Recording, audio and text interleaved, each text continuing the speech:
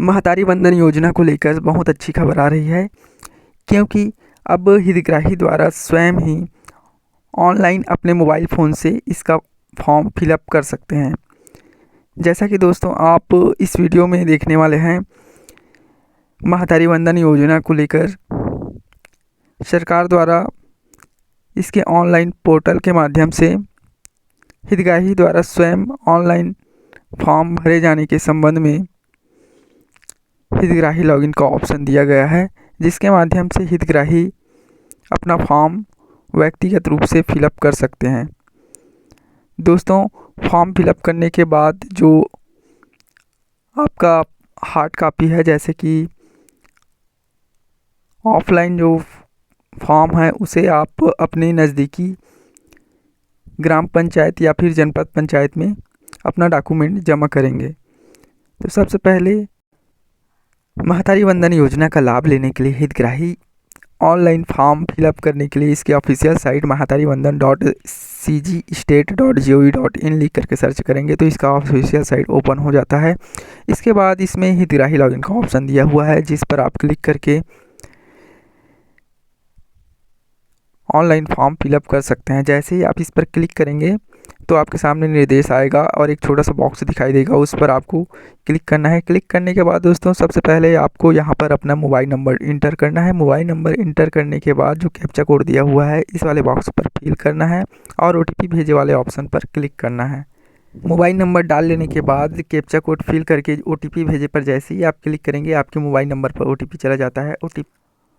OTP यहाँ पर fill कर लेंगे और एक बार पुनः यहाँ पर जो कैप्चा कोड दिया हुआ है डाल करके सबमिट पर जैसे ही क्लिक करते हैं तो इसका जो फॉर्म है ओपन हो जाता है। महतारी वंदन योजना आवेदन फॉर्म इस प्रकार से ओपन हो जाता है। यहाँ आपको हितग्राही की जानकारी, महिला का प्रकार यहाँ पर चुनना है। जैसे कि यहाँ पर प्रकार दिया हुआ है विवाहित, विधवा, तलाकशुदा, परित्यागता। हितग्राही की जानकारी में सबसे पहले आपको आवेदिका का प्रकार चुन लेना है। आवेदिका का प्रकार चुन लेने के बाद आवेदन की तिथि यहाँ ऑटोमेटिक आ जाता है, जिस भी तारीख को आप आवेदन करेंगे उसके हिसाब से। उसके बाद आवेदिका का नाम, आपके पास जो भी लीगल डॉक्यूमेंट है उसके आधार पर आपको यहाँ फिल करना है। जैसे कि Aadhaar card, voter ID card, PAN card में आपका जो भी नाम दिया है उसके आधार पर आपको नाम डालना है। जैसे कि इसमें आधार कार्ड के अनुसार लिखा है तो आप आधार कार्ड के अनुसार ही इसको फिल करेंगे। इसके बाद पति का नाम, आवेदिका के पिता का नाम, जो भी आपके पास डॉक्यूमेंट है उसके आधार पर भरेंगे, उसमें नाम जो भी होगा उसी को आपको फिल करना है। इसके बाद है आवेदिका का जन्म तिथि आपको फिल करना है और फिर आ जाता है जन्म तिथि के सत्यापन हेतु संलग्न दस्तावेज का विवरण। इसमें आपके पास जो भी डॉक्यूमेंट है, जैसे आधार कार्ड, मतदाता परिचय पत्र, जिसमें भी आपका नाम और जन्म तिथि सही है उसको यहाँ पर सेलेक्ट कर लेंगे। इसके बाद आवेदिका की जाति, आप जिस भी जाति से आते हैं, जैसे लोधी, तेली, कलार, कोष्टा, जो भी आपका जाति है, जैसे गोड़, कंवर, तो आप यहाँ पर टाइप कर देंगे। इसके बाद आवेदिका का वर्ग, जैसे कि OBC, ST, SC, जनरल, आप जिस भी वर्ग में आते हैं इसमें चयन करेंगे। इसके बाद अगला जो ऑप्शन है, क्या आवेदिका पिछड़ी जनजाति श्रेणी की है।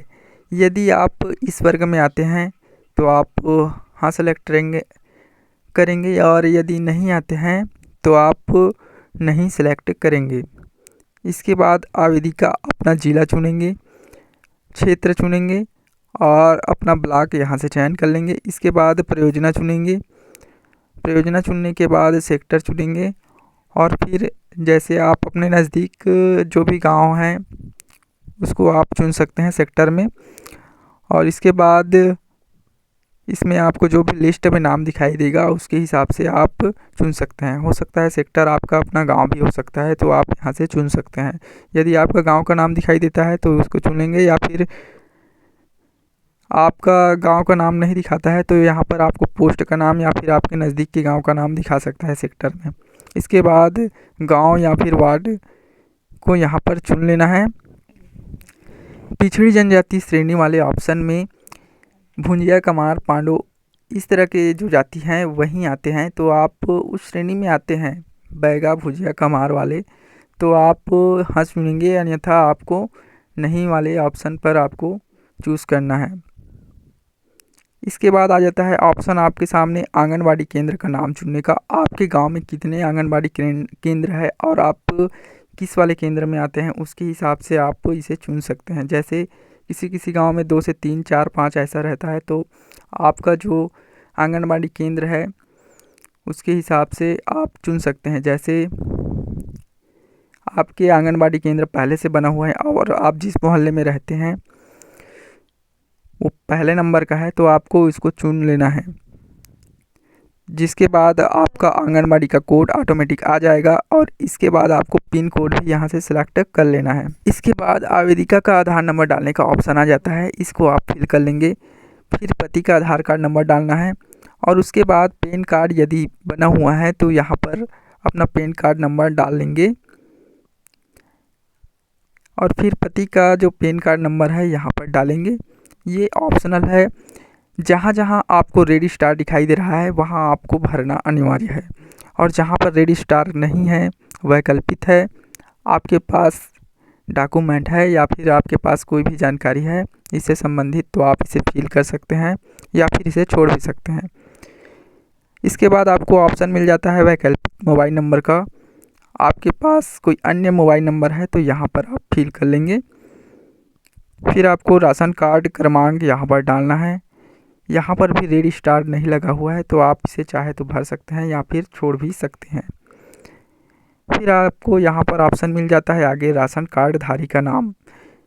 जो भी राशन कार्ड में मुखिया है उनका नाम यहाँ पर लिख देना है। इसके बाद जैसे ही नीचे आएंगे तो हितग्राही के पात्र अपात्र की जानकारी, इसके संबंध में आपको चयन करना है। जैसे कि पहला नंबर दिया हुआ है, क्या आवेदिका के परिवार का कोई सदस्य भारत सरकार अथवा राज्य सरकार के शासकीय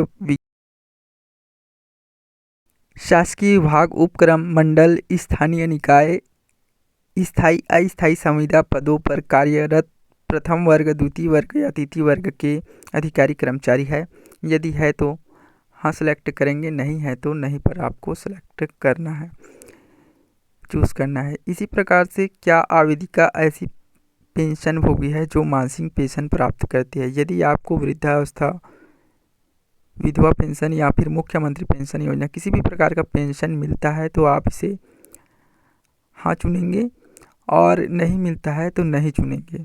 क्योंकि जिनको पेंशन मिलता है जैसे 500 या फिर 350 जो भी राशि आपको मिलता है उसकी अंतर राशि, यानी महतारी वंदन योजना में 1000 मिलना है, तो जैसे 500 मिलता होगा तो आपको 500 रुपये की राशि और आपके खाते में भुगतान किया जाएगा। तो इसलिए आपको सही जानकारी देना है।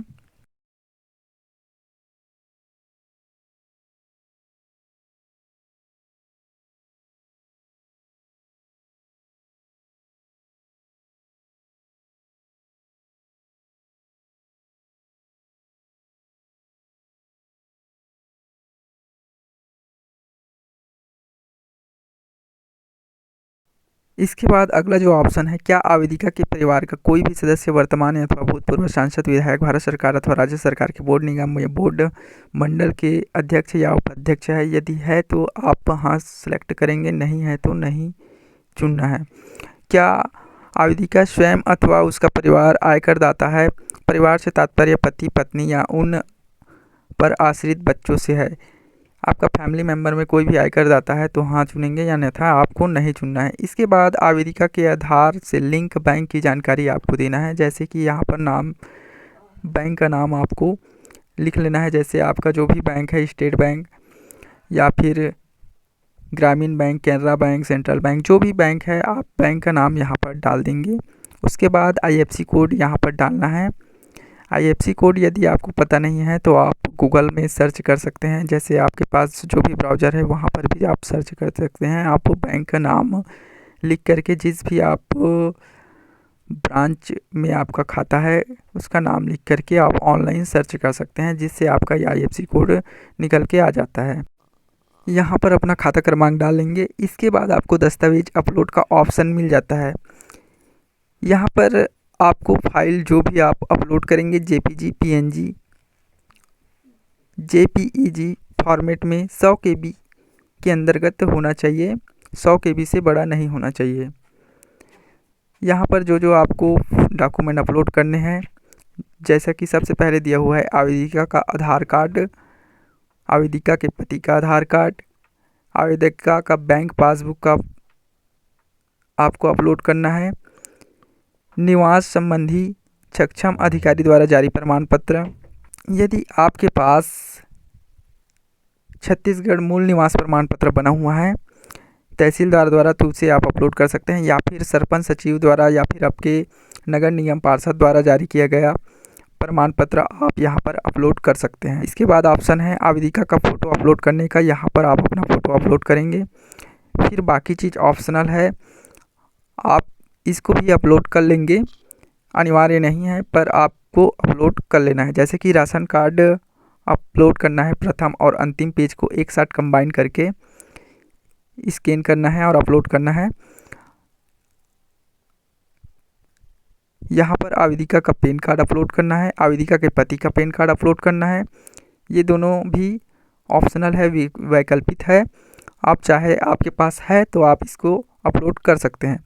इसके बाद विवाहित होने पर प्रमाण पत्र अपलोड करें, यहाँ भी वैकल्पिक है, आपके पास है तो आप अपलोड कर सकते हैं, या फिर आप सरपंच के पास से एक फॉर्म का फॉर्मेट आता है, उसे फॉर्मेट में साइन करवा कर अपलोड कर सकते हैं।